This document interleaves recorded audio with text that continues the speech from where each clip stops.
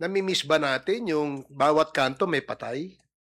Yun ba ang gusto nating nakikita araw-araw? Yan ba ang ehemplo ng isang tinatawag na kamay na bakal?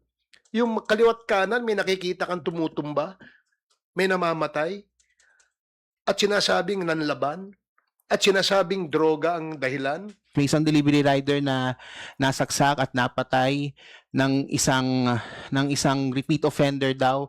Ang sabi, trip-trip lang daw niya yung pagkakasaksak doon sa rider. Yung rider may 3-year-old na anak na may autism daw.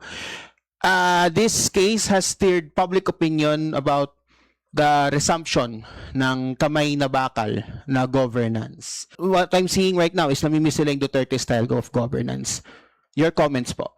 Una, kinalulungkot natin ang nangyari doon sa ating rider, no? At tayo po ay nakikiramay sa kanyang pamilya. Pangalawa, itong pangyayaring ito na sinasabi nga ay trip-trip lang, of course, kinukundina natin yan, no? Hindi naman ito dapat mangyari, no? Pero gaya ng sinabi mo, Red, na ito ay repeat offender, ang ibig sabihin lang nito, itong taong ito talagang may criminal na tendency. At hindi dahil sa administrasyon ni Juan, ni Pedro, ang dahilan kung bakit siya nanaksak.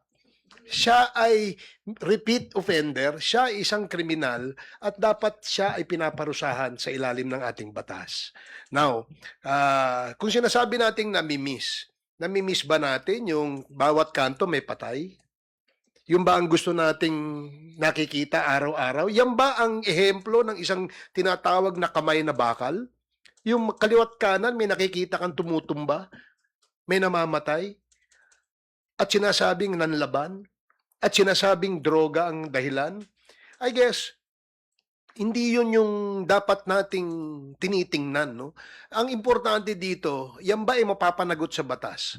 Kung siya ay nahuli at siya ay at merong ebidensya, dapat siyang managot, no?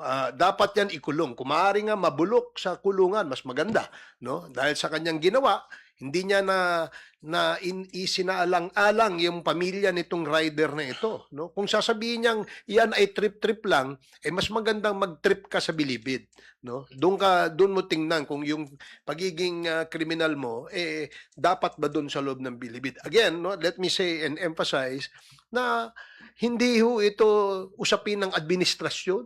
Ito ay usapin ng tendency nitong taong ito na maging na isang kriminal.